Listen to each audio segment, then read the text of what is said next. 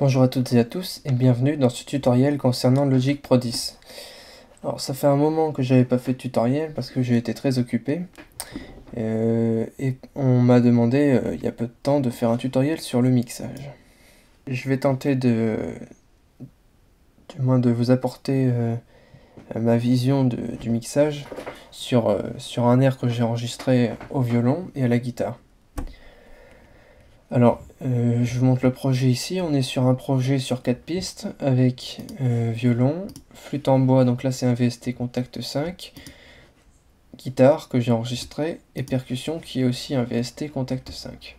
Ce qu'on appellerait un bon mixage, c'est une façon de traiter à la fois la dynamique, le fréquentiel et le panoramique de chaque piste qui vous permettrait donc d'obtenir, disons, l'image sonore que vous souhaitiez avoir. Alors pourquoi je parle d'image sonore? Parce que on se rend vite compte quand on fait de l'enregistrement qu'il y a vraiment une idée d'espace dans le mixage et dans l'enregistrement en général. Il est vraiment question de répartir des instruments, des sonorités, des fréquentiels selon des espaces qui vont permettre aux oreilles d'être englobées par le son. Alors, donc j'ai parlé de dynamique, de fréquentiel et de panoramique. Alors on va commencer par ce qui est le plus évident, ça va être le panoramique. Alors, pourquoi on parle de panoramique? Déjà, qu'est-ce que c'est? C'est tout simplement, enfin, le terme complet est le placement panoramique. C'est en fait un paramètre qui permet d'envoyer le volume d'une piste un peu plus sur la gauche ou sur la droite ou au centre. Alors, à quoi ça sert ça? Eh bien, d'une part, si vous faites si dans votre idée vous voulez pouvoir situer votre source en mettant un casque ou en écoutant sur des enceintes, ça vous permet de placer votre instrument à gauche ou à droite. Et d'autre part, ce qui est très intéressant et à la fois important, c'est de pouvoir répartir les intensités sonores sur 2 haut-parleurs. C'est-à-dire que si vous avez 30 instruments, il paraît évident qu'on ne va pas mettre 30 instruments sur chaque haut-parleur. Je ne sais pas si vous avez déjà démonté un haut-parleur, vous verrez la taille de la membrane, selon vos haut-parleurs évidemment. On ne peut pas faire sortir 30 instruments distinctement sur une seule membrane. Ça paraît vraiment compliqué. Donc voilà, première chose importante, enfin première chose, disons la chose la plus évidente et qui est très importante, c'est de gérer le panoramique. Alors ensuite, j'ai parlé de dynamique. Tout simplement la dynamique, enfin ce qu'on appelle la dynamique, c'est la différence de volume entre un point maximum et un point minimum de volume, du moins d'intensité sonore, sur un enregistrement. Donc en fait la dynamique, c'est la possibilité d'un son de varier en intensité. Alors cette dynamique dépend d'une part de la puissance que vous allez utiliser sur votre instrument pour le jouer tout simplement, hein. Le dosage d'un archet sur un violon, des coups de médiator sur une guitare. Il va dépendre aussi de votre prise de son. Si votre gain est mal réglé par exemple et que vous voulez conserver un bon rapport signal-bruit, vous ne pourrez pas réamplifier à la suite votre gain, sans quoi vous augmenterez le bruit de fond avec. Il peut provenir aussi de votre micro, par exemple si vous utilisez un micro dynamique, je sais bien que ça peut paraître bizarre, mais un micro dynamique n'a pas une grande dynamique, du moins a une dynamique moins grande qu'un, admettons, un micro statique. Parce que la sensibilité du micro n'est pas la même. Bon, après, ça dépend encore des modèles, etc. Alors ensuite, je vous ai parlé de fréquentiel. Alors qu'est-ce que j'appelle le fréquentiel? C'est tout simplement la répartition du son, la répartition aux fréquences du son. C'est-à-dire qu'un son est constitué de plusieurs fréquences. Je vais ouvrir ici un équaliseur pour que vous puissiez repérer tout ça. Voilà, ici on voit le fréquentiel du violon. Donc, comme vous pouvez le voir, il est constitué de toutes les fréquences là. chaque point de la courbe est une fréquence en fonction du temps, hein, bien sûr le temps qui défile. Et donc, il est important que tous les instruments ne se situent pas dans la même zone fréquentielle et surtout ne soient pas autant chargés. Par exemple, si on met tous les instruments dans les aigus, ça va être insoutenable. Il faut forcément qu'il y ait une compensation entre les graves et les aigus si vous voulez un résultat convenable à l'oreille, du moins confortable. Après, tout dépend de ce que vous cherchez. Vous avez le droit de torturer vos auditeurs à partir du moment où ils acceptent d'écouter votre musique.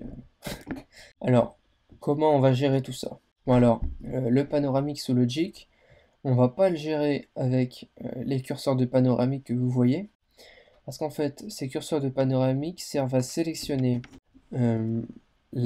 plus ou moins la partie gauche ou droite de votre enregistrement. Ça veut dire que si vous enregistrez en stéréo, vous allez sélectionner la partie gauche ou la partie droite de votre enregistrement stéréo. Alors, on va passer par le plugin de Direct Mix qui se trouve dans Imaging Direction Mixer, pardon. Ici, on va prendre un stéréo. Vous ouvrez ensuite votre plugin et vous gérez votre panoramique. Donc moi ici, je l'ai mis à -26. C'est un peu étrange d'ailleurs comme réglage. Qu'est-ce que j'ai comme autre réglage? Ouais, bon. Après tout, pourquoi pas, hein. Ouais, ça dépend. Voilà, bon, j'avais estimé que -26 c'était bien apparemment. Alors, on va expliquer un peu tout ça. Bon alors, MS, c'est dans le cas d'une prise de son MS, donc avec un micro bidirectionnel et un cardioïde. Bon, ici on n'est pas concerné par ça. Juste un petit mot là-dessus, c'est la prise de son type du cinéma qui permet de faire un zoom sur la source.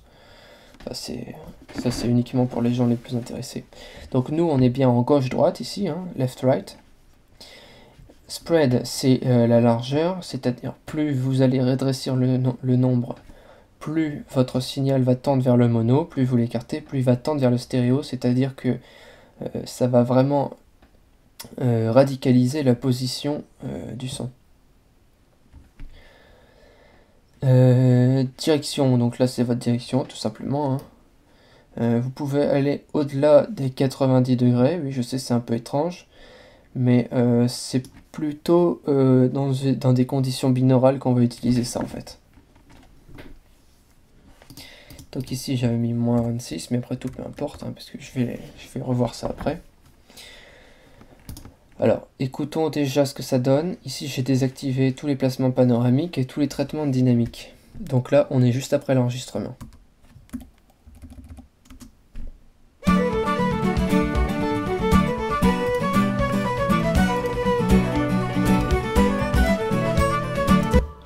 Bon voilà, juste de quoi se faire une petite idée. Bon, on constate déjà qu'il y a des sacrées différences de niveau. Donc ici, vous verrez que j'ai mis presque tous les faders à 0, voilà. Voilà, on est bien à 0. Bon, ici, le général, je le baisse parce que j'ai le casque.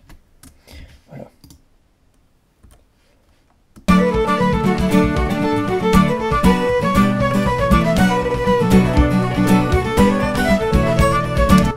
Alors, vous constaterez peut-être que le violon ici a déjà un placement panoramique, hein. Comme on le voit, le canal gauche est plus grand que le canal droit, mais ça, c'est parce que je l'ai bouncé après le Direction Mixer. Bon, par contre, on constate des soucis de dynamique. Pour repérer les soucis de dynamique, là, ça va vraiment fonctionner à l'habitude. Il faut vraiment sentir ce manque d'occupation sonore et de variation sonore, en fait, de volume sonore. Là, ouais, comme je dis, c'est vraiment de l'habitude. C'est comme le fréquentiel. Donc là, je vais activer tous mes compresseurs. Donc pour ceux qui ne le savent pas, hein, les compresseurs, c'est ce qui sert à régler la dynamique. Je sais pas si je vais faire un tutoriel sur les compresseurs, sachant le nombre qu'on trouve déjà sur internet. Mais en gros, voilà comment fonctionne un compresseur. Vous lui donnez un threshold, c'est-à-dire un seuil. Au-dessus de ce seuil, le son va être compressé, c'est-à-dire que tous les volumes sonores vont être atténués d'un certain nombre de décibels, hein, selon ce que vous aurez décidé. Et ça permet de réduire la dynamique du son ou de l'accentuer selon les réglages. Mais allez voir, on trouve vraiment beaucoup de tutoriels sur le sujet.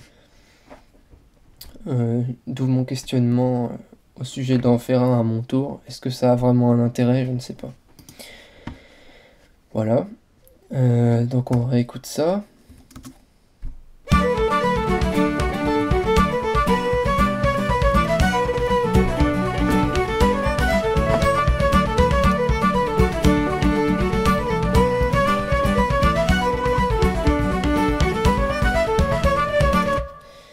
Alors, déjà, on peut constater que la guitare n'est pas assez forte, la flûte est trop forte, et bien sûr, on n'a aucun panoramique. Alors, je vais déjà commencer par réactiver mes panoramiques.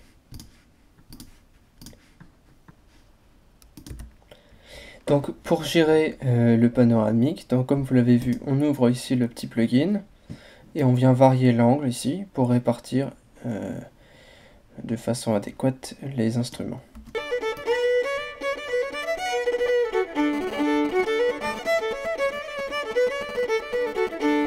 Donc là forcément, comme on n'est pas en binaural, on constate que quand on dépasse les 90 degrés, ça revient vers l'avant. Voilà, si on était en binaural, ça passerait derrière, ou en quadri par exemple.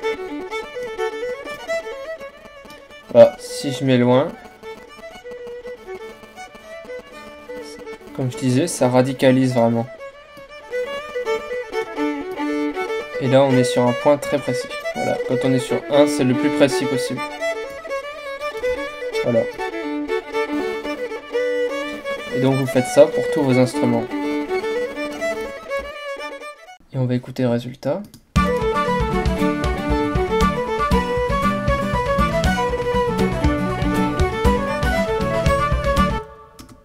Alors ça règle déjà pas mal de problèmes, ça les règle pas tous. Donc on va activer l'équaliseur de la guitare pour monter un peu les basses. On va déjà mettre un low cut. Voilà. Bon, ici je vais pas faire un traitement complet du spectre de la guitare, hein, parce que bon, il y a toujours des fréquences à atténuer, à augmenter, selon pour augmenter la clarté, pour enfin voilà, toute une sorte de choses. Mais ici je vais juste me concentrer sur le fréquentiel vraiment. Hein, on n'est pas dans du mastering, on est encore dans un petit mixage, hein, c'est vraiment les bases du mixage. Donc voilà, je vais me contenter d'augmenter ici. Bon, les puristes vous diront qu'il faut utiliser ici plutôt les réglages de fréquence, voilà, pour être plus précis, voilà. Pour moi, je fais ça comme ça, juste pour vous montrer les bases.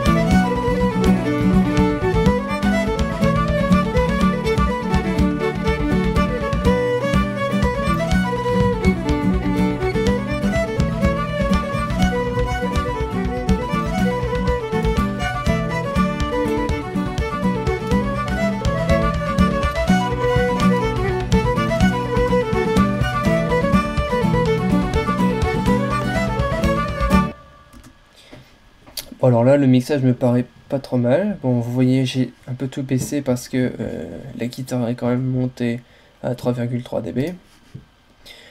Voilà.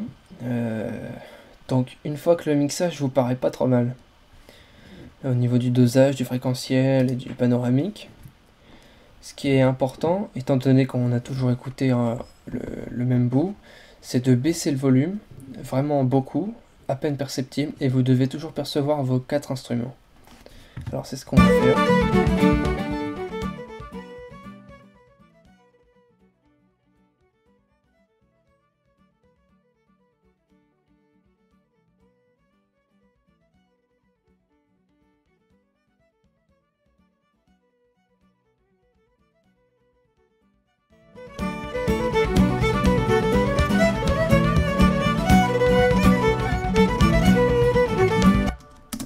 Voilà, là c'est pas mal.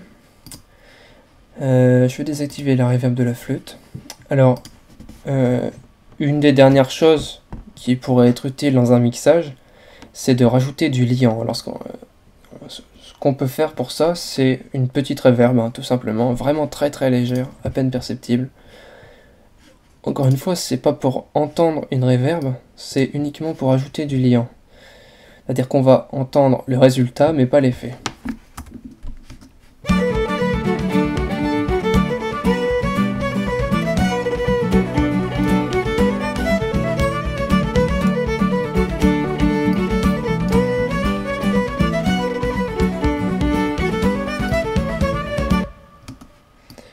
Alors, je vais venir appliquer une petite diminution de mon effet sur les basses, parce que je trouve ça gênant d'avoir la percussion qui résonne fort.